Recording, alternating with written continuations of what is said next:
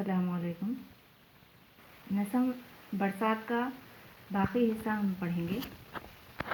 شاعر کہتے ہیں، ادھر سے اٹھا لو پپیہوں کا شور، ادھر تانے کیا کیا لگاتے ہیں مور، ہے قوس قزح چرخ پر جلوہ گر، ابھی تک نہیں آتا سورج نظر، ہوئی شوق ہر رنگ کی اب بہار، دھنک میں شعاعیں ہوئی آشکار، ہوا سے ہٹی ابر کی جو نقاب، ایکائک ہوا جلوہ گر آفتاب، ہوئی رونق تازہ ہر کار میں، نکلنے لگے لوگ بازار میں، کساں اور دہقاں بہ دیگر، کدال اور ہل رکھ کر خود دوش پر، وہ بیلوں کو اپنے ہنکاتے ہوئے، چلے نٹ ملاری وہ گاتے ہوئے، وہ تالاب اڑتی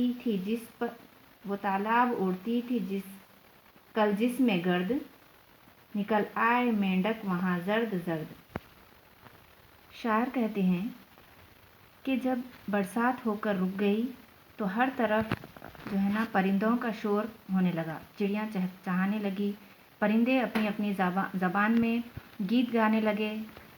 کیونکہ وہ بہت زیادہ خوش تھے کہ بارش آ کر رک گئی، اور وہ اپنے اپنے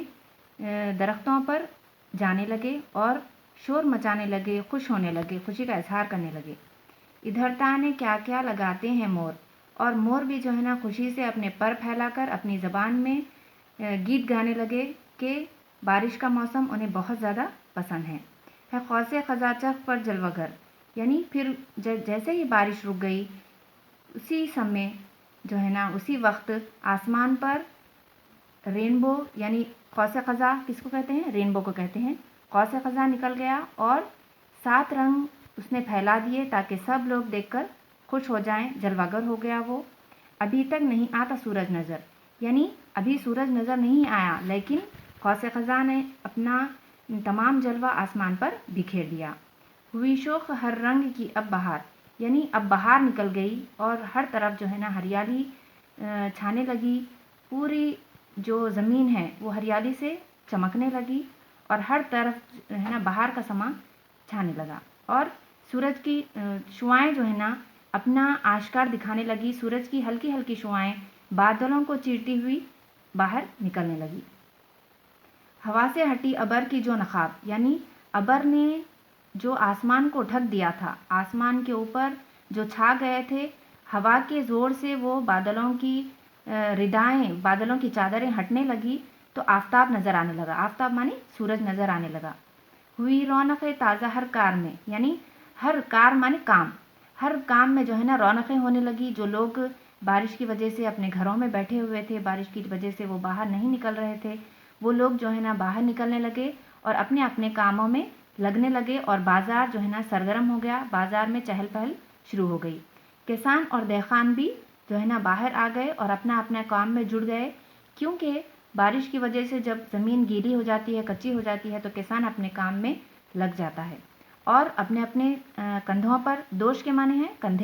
کندھے پر ہل وغیرہ اور جو بھی ان کا کھدائی کا سامان ہوتا ہے، وہ کھدائی کا سامان لے کر کسان خوشی خوشی باہر نکلنے لگے، وہ بیلوں کو اپنے ہنکاتے ہوئے، اور بیلوں کو کے اوپر جو وہ لوگ ہل لگانے کا سامان لے کر نکلتے ہیں، وہ سامان ان کے بیلوں کے اوپر رکھ لیے تاکہ وہ زمین کو جوت سکیں، زمین کو ہلکی کر سکیں تاکہ اس میں بیج ڈال سکیں۔ چلے نٹ ملاری وہ گاتے ہوئے، نٹ ملاری یعنی ایسا گیت جو برسات کے موسم میں گایا جاتا ہے۔ وہ تالاب جہاں پر گرد اڑتی تھی، وہ تالاب جو